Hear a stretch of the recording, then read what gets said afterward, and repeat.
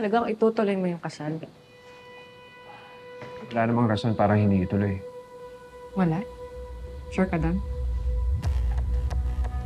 Wala, tama na. Hayaan mo na akong ikasal ngayon, ha? Paano kung magsalita ako? Paano kung sasabihin ko kay Christy ang totoo? Yun ang huwag na huwag kang gagawin.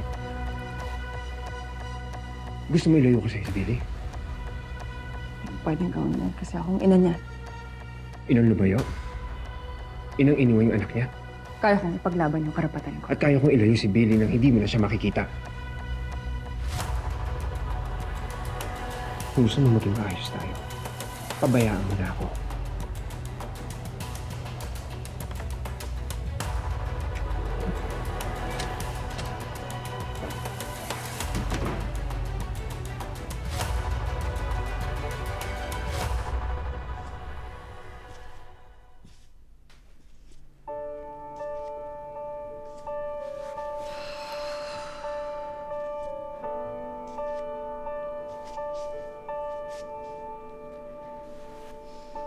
Di pa ba sapat mga luha sa aking mga mata? Binigay lahat ng kaya sapagkat iniibig ko siya. Di mo ba matatanggap? Siya'y para sa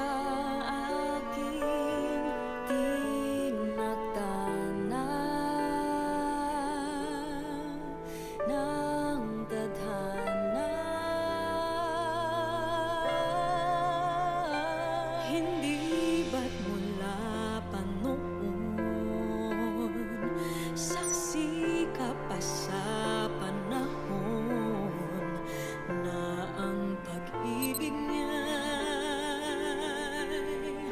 sa akin lang alay. Hindi ko maintindihan bakit sa ay siya pa ang napili mo.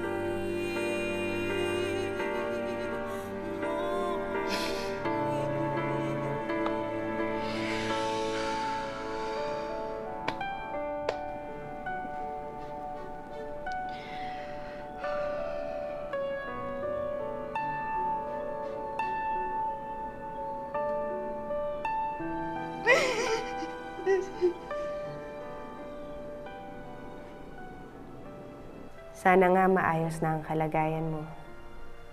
Sana nga maluwag na sa loob mong tanggapin at patawarin si Shaira. Baka talagang ito ang itinadhana sa atin. We need to move on with our lives. Separately. Goodbye, Jordan.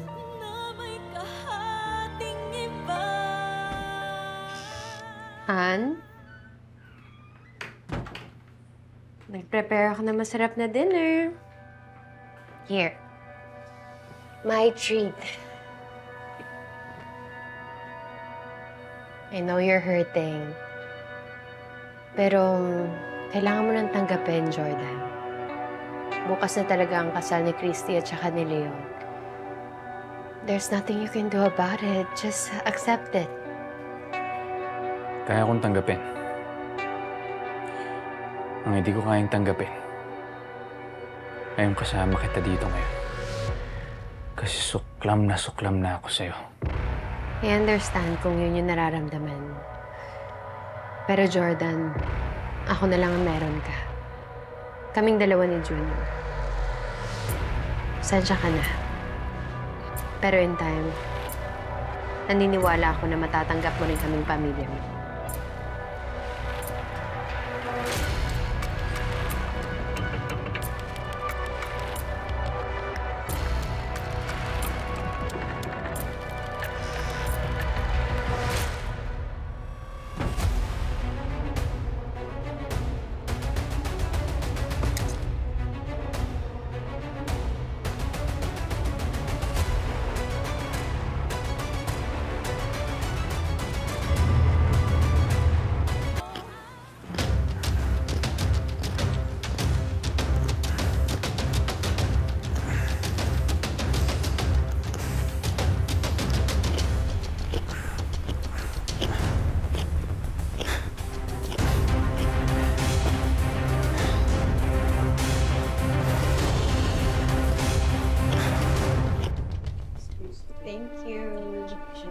Thank you so much. Ingat.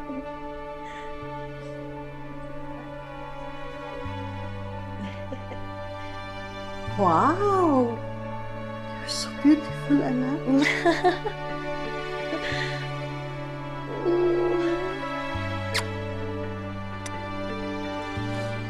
You know what, anak? Nakikita ko sa mga mata mo na you're so happy and you're so fulfilled. Ma'am, mahal ko po talaga si Leon. At alam ko na tama ang desisyon ko na makasama siya habang buhay. Happy for you. Thank you, Ma'am. Because it's time to wear your wedding gown! Ayun na, sige na. Thank you, anak. Okay, susuot na namin, Ma. Wear it na, anak, ha? Tara, Chas. Yes.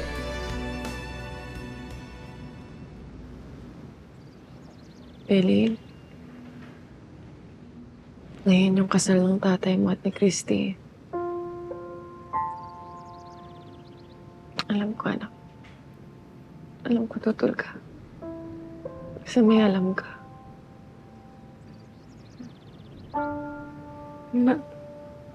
Magkapatid. Magkapatid si Shaira at si Leon. I know. Parehas tayong nararamdaman na lang. Gusto ko sabihin yung totoo. Gusto ko pigilan yung kasal. Hindi ko kaya kasi natatakot ako na magkasira kami ng tatay mo. Baka ilayo niya ako sa'yo. Mama. Mahal ko tatay mo na. Gusto ko ipaglaban yung pamilya natin.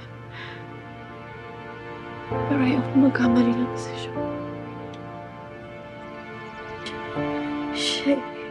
Shaira.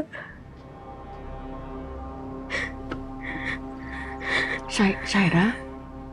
Shaira? Masama. It's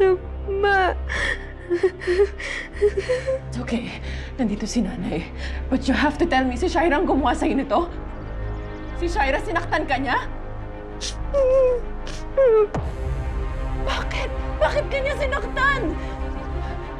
Ayaw niyang malaman na magkapatid sila ni Leon? Bakit? Bakit kailangan saktan ka niya, anak? Tell me!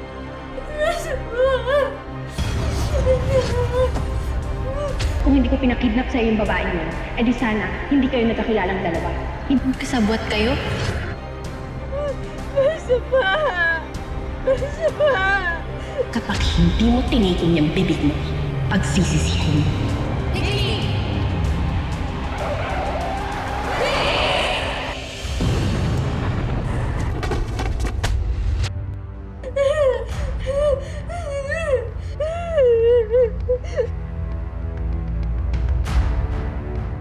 Meron akong nalaman. Posible isang sikreto na tuklasan ni Billy.